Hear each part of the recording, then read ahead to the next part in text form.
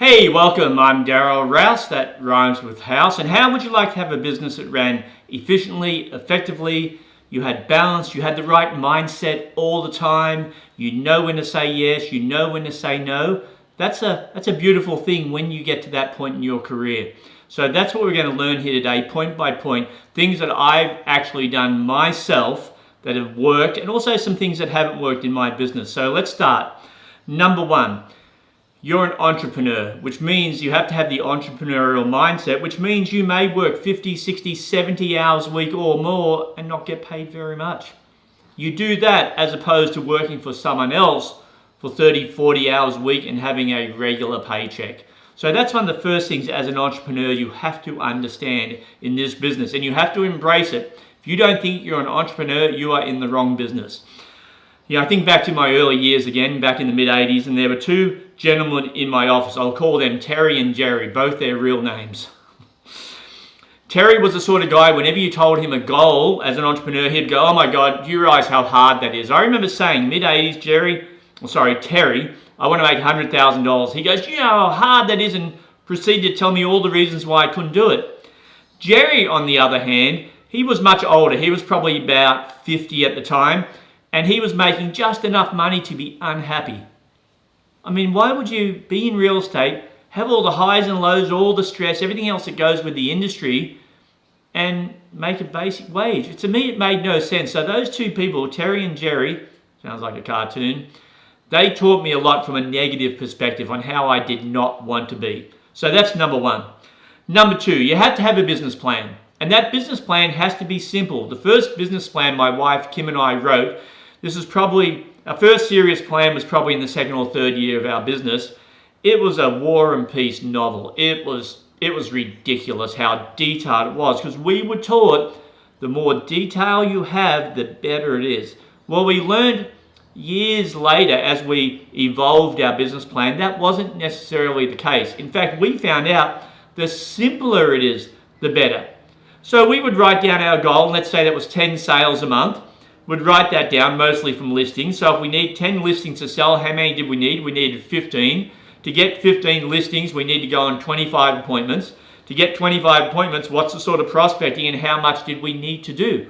That was it. That was pretty much our business plan. Now, that's just for the business side of it. Obviously, there was health, fitness, family, contribution, faith, all the other types of things. But just for business, it was really simple. And we would read it every day, would read it every night, would make adjustments because it was something that was very fluid, and that worked for us extremely well for a long, in fact, still works for us today. Number three, and I think I coined this term the perfect day because it was in the late 80s that I said, I have a perfect day. And in the seminar I was in, someone said, well, what's that mean? I said, well, it's a misnomer in a way. It's a perfect day if I have no appointments and nothing going on.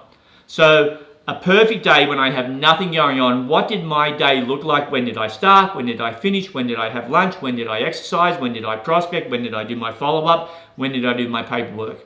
So that was my perfect day. So when I didn't have anything going on, what did my day look like? Number four, you have to dress as if you had an important appointment every single day. You can never come in jeans and a t-shirt saying, oh, I've got nothing going on today, what's it matter? Because then you're putting that out to the universe. And I don't know how this works and I don't understand it, but I know whatever you put out there bounces back. So what I put out there on days where I had nothing going on was, I'm open for business. I'm dressed as if I was going to have an important appointment. My shoes are clean. They're not scuffed. There's not the heels all wobbly like this and I'm walking like a drunken sailor boy. No, I'm dressed as if I had an important appointment. And I would say, and I don't know this number exactly, I'd say 20 or 30% of the time, business on those days would just pop up. Someone would call me to list a property, or a buyer would call me to buy something. Now, not a huge percentage of the time, but enough for me to have faith that by me putting that out to the universe, it worked that way. So dress as if you have appointments when you're going into work every single day. Number five, to kind of coincide with the previous couple, you have to expect a yes. You have to expect success. You have to mentally see yourself succeeding. When Michael Jordan or Gretzky play or practice, they don't ever practice missing shots. They only ever practice getting the shot. When they don't get it, and they keep going till they get it. Same with the hockey stick. But the point is, in real estate, we tend to always practice the negative. We tend to practice objection handling and what if they say no and what if they're interviewing other agents. And we have that programmed so much into us, we're not ready for a yes. We don't expect a yes. So what I'm saying is, one of the secrets, this is one of the 10 biggies for me, one of the secrets was expecting a yes. I remember doing a seminar and I would say to the audience, okay, we're going to call someone up to be the real estate agent. We're going to go through the listing presentation and at the end, you're going to ask me for the business. And people would just, oh, don't pick me, don't pick me, don't pick me. So I'd pick someone, front row, you with your head down, yes, you, coming up, and everyone else would go, phew. And they'd come up. I'd let them go through their listing presentation, and then it would get near the closing. I go, you getting ready? And they go, yeah. Ask me for the business. And they'd go, would you sign the contract so I can get started? And I'd go, yes. And they would have no clue what to say. It would be a shock to them. You could see them going, what? And they wouldn't know what to do or say. And I'd stop them and I'd go, do you see what the issue is? They go, well, yeah, I wasn't expecting you to say that. I go, that's my point. Why weren't you expecting that? Why are you always expecting it to be hard and a challenge? You shouldn't. It may be that and be ready for that, but don't just expect that. When I do listing appointments, and this started probably third or fourth year, I went in expecting to get the business. And if I didn't get it, I was like, oh. Yeah, I'd be driving home, I'd call my wife Kim, and how to go? I didn't get it. And she goes, what? I go, yeah, I don't know what went wrong. I would be truly shocked if I didn't get the business. And it's not conceit, it's not arrogance. It's just I came from an expectation of expecting success, expecting a yes. And that's part of the mindset that you need to adjust no matter where you are in your business career, so that starts happening. Number 6, to kind of coincide with that also, is remove your options to fail. So it's easy to expect a yes if you have no option to fail. The Vikings did this. They'd land on the shore, burn their boats, cross a bridge, burn the bridge. They couldn't go back. When you go skydiving, if you've ever been skydiving, and I've been twice, one on a ripcord, one on a tandem, not my favourite thing to do, but definitely exciting at the time. And I remember sitting on the edge of the plane thinking I could go back down in the plane right now. But the second they pushed me off, I go, I'm skydiving. I've got a choice now. I could pull the ripcord and skydive or I could die. That was my option. So in real estate, we have to set ourselves up and remove our options to fail. I mean, one of the ways I used to do that, I door knocked a lot in my early career, is I would door knock by parking my car here and walking a few miles, 2 or 3 or 4 miles up the street, turning around and walking back. And it would literally take me hours and hours to do that, but when I got halfway, I had to turn around and walk back. And if I've got to walk all the way back, I might as well door knock on my way.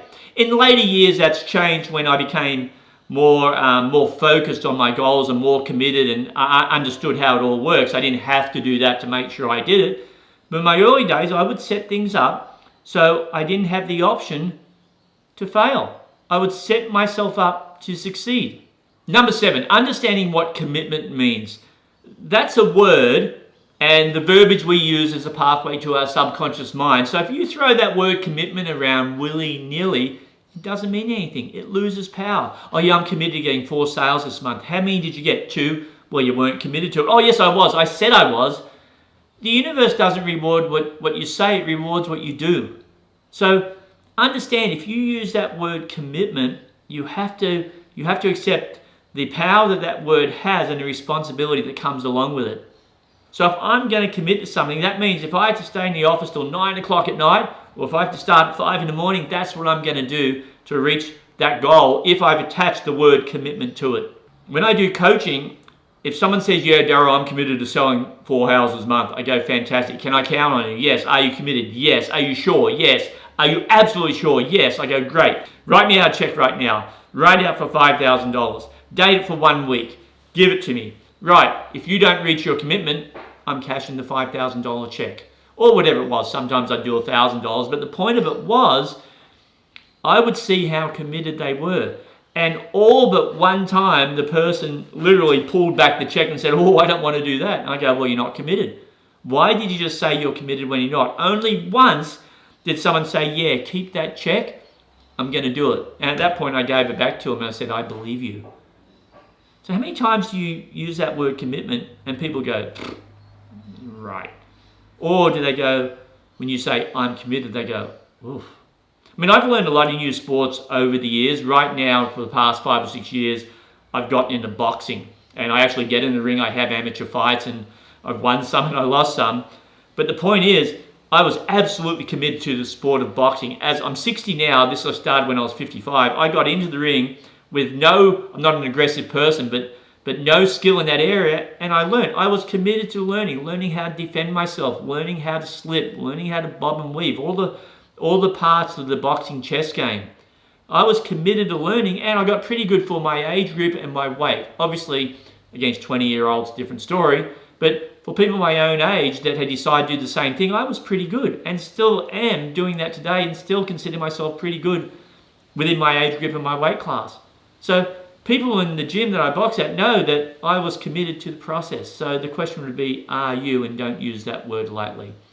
Okay, that's it. Please like, subscribe. We're going to continue this in the next couple of videos, so please come back if you've enjoyed it. Please make a comment if you've liked it.